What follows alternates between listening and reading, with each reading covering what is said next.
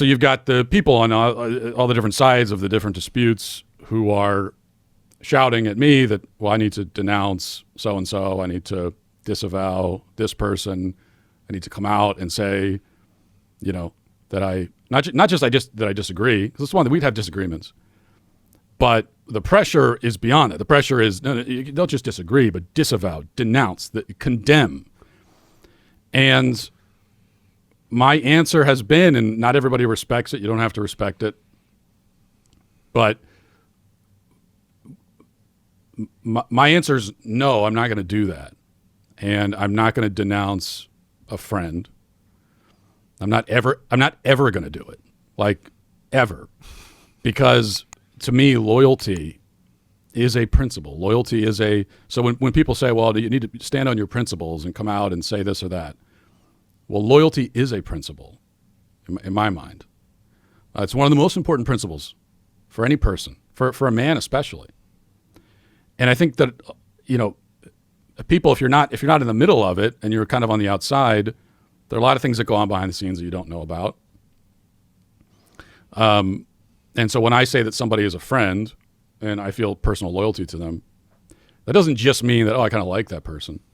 But for me anyway, what that means is this is someone who I know personally, yes, who I can call on the phone, who I can share a meal with, I've shared a meal with. And very often, this is someone who has had my back and supported me in ways that you might not see. Not in like they've paid me off, right, but just in a friend way. Like, yes, I've got your back. I'm going to support you. I'll defend you. Hey, everyone's attacking you for this or that reason, and I got your back, right? And so there are a lot of people who've done that for me. And once you do that for me, then I feel like duty bound that I cannot turn around. I will not turn around and stab you in the back or condemn you. Like, you have my back, I'll have yours. That's the idea. Okay, that's the principle you said. You said it's more than an idea, it's more than an emotional response, it's a principle, and you said it's especially important for men. And I just agree with you so strongly when you say that, but I haven't taken the time to think through why it's so important to me. Can you explain why that's a principle and why it's especially important for men? Well, I think it's about integrity. It's a matter of personal integrity. It's also a matter of having a spine. I mean, if you denounce someone because, especially again, a friend, because you've got a million people screaming in your face and telling you to do it, well, I mean, how can that possibly be a principled stand? You're doing it to get people to stop yelling at you. Right. That's why exactly. you're doing it. And actually, even if they're not your friend, if people are yelling at you, if you do anything because people are yelling at you to do it, then that's the wrong. It's the wrong reason to do something. Yes. It's the wrong reason even to do the right thing. On it, really. But with a friend, it's the wrong thing. There's also just this basic principle of, doing to others as you would have them doing to you. And there's something uniquely repulsive about betrayal. And that's what that is. That's why Quisling got executed. That's why Judas is reviled. Betrayal, someone that you're responsible for or are in a real relationship with, and then you whip around and undercut the person. That's worse than like an invading army, kind of. Yeah. It feels that way to me. And I think that's right. That's something we all kind of instinctively understand, which is why everyone has such a low opinion of traitors. Yes. Traitors are below exactly dirt in terms of how we rank them. Now, disagreement, on the other hand, is not betrayal. And you can obviously disagree with someone who's a friend.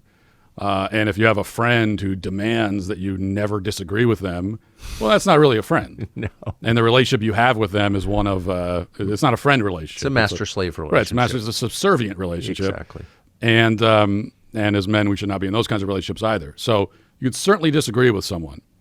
And so I'm not talking about that, and that's important, because even what I'm saying right now, I know that Twitter's going to have fun with it, and they're going to say, oh, is you saying you can never disagree with a friend? Of course you can disagree with a friend.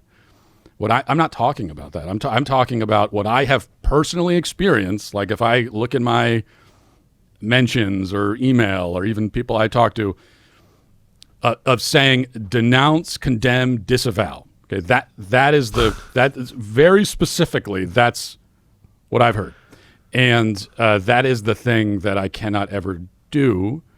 And maybe I have a more extreme view of that than most people. I mean, no, you don't. You have the most basic human view. Like, what world are we in? Well, because someone asked me once, they said, we were talking about this, and they said, okay, what if someone you're really close with, your brother, what if he murders someone? What if he becomes an axe murderer? Yeah. Well, then you would disavow him and condemn him, wouldn't you? No, I'd get him a fake passport. Right, I mean, he's my brother. Yeah, if my brother was a serial killer and had 40 bodies in his basement, I would not get on camera and disavow or condemn him. I would not do it. Now, who are you saying this to? Someone actually asked you that question? Yes. To be clear, it was not my brother who was trying to make sure I wouldn't. It wasn't that.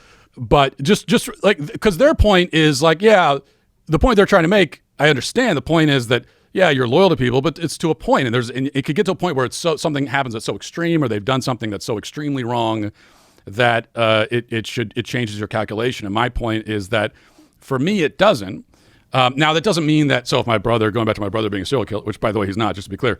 But if you were, I wouldn't defend. I wouldn't get on camera and say, actually, it's okay to be a serial killer. Right. And in that case, I mean, you know, I can understand the temptation to get him a passport, get him out of town, but I would turn him in, because I think that that's justice, and also it's best for him and his soul that he faced. Yeah, you're probably he faced the consequence. But it wouldn't be easy to do.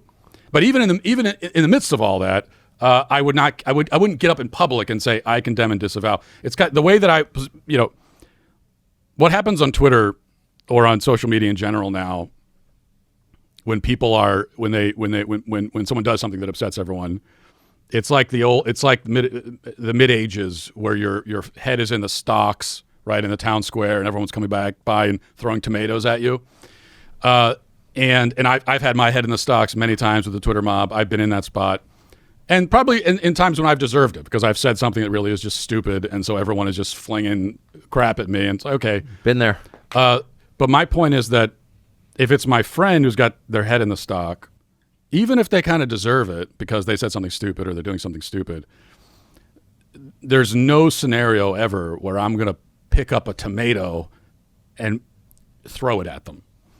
I'm not going to do that. Now, I might speak to them privately and say, hey, you know what? You kind of had this coming, because you need to get it together. You need to get it in line, because what you did was wrong. I'll speak to someone privately and tell them that, and I have done that. If I disagree with a friend and what they're doing, I will tell them that. So that's the basic principle. But again, that is all different from disagreement and saying I disagree with this person. Of course, this is intuitively obvious, I think, to normal people. What I'm so struck by is how this doesn't just remind me of like medieval Europe. It reminds me of 2023. This is why Trump got elected. When we say woke or, the crazy left, this is exactly, at least speaking for myself, what I'm talking about. First of all, it's identity politics, it's censorship, the two things I hate in our country. But it's the same impulse to publicly denounce people, to destroy people. And really what you're saying when you demand that is it's not just a breach of loyalty, it's a transfer of loyalty. You're saying you need to be more loyal to me and my ideas or the mob than you are to your own friends. It's like demanding control of your loyalty. And my view has always been, I'm an adult man. I'll decide who I like and who I don't. That's up to me. You're trying to strip me of my autonomy, of my humanity. Like, no thanks. And that's why I got to the point where, after many years of disagreeing with the left, I really hated the left, because I find that so totalitarian and scary. I just can't even believe that less than a year later, the right is doing the same thing. Like, what is going on? Hate to brag, but we're pretty confident this show is the most vehemently pro-dog podcast you're ever going to see. We can take or leave some people, but dogs are non-negotiable. They are the best. They really are our best friends. And so for that reason, we're thrilled to have a new partner, called Dutch Pet. It's the fastest growing pet telehealth service. Dutch.com is on a mission to create what you need, what you actually need, affordable, quality veterinary care anytime, no matter where you are. They will get your dog or cat what you need immediately. It's offering an exclusive discount, Dutch is, for our listeners. You get $50 off your vet care per year.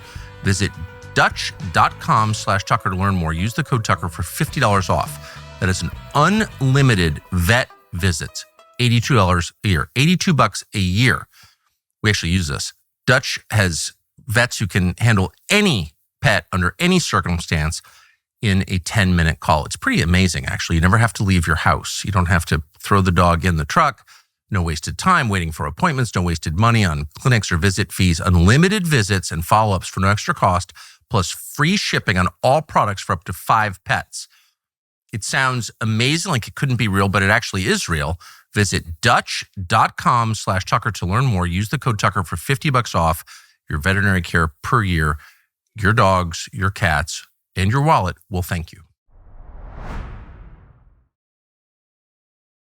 Thanks for watching our YouTube channel. We hope you'll subscribe to it. And by the way, you can hit the little bell on there and get notifications every time we produce a video. We hope you'll do that also.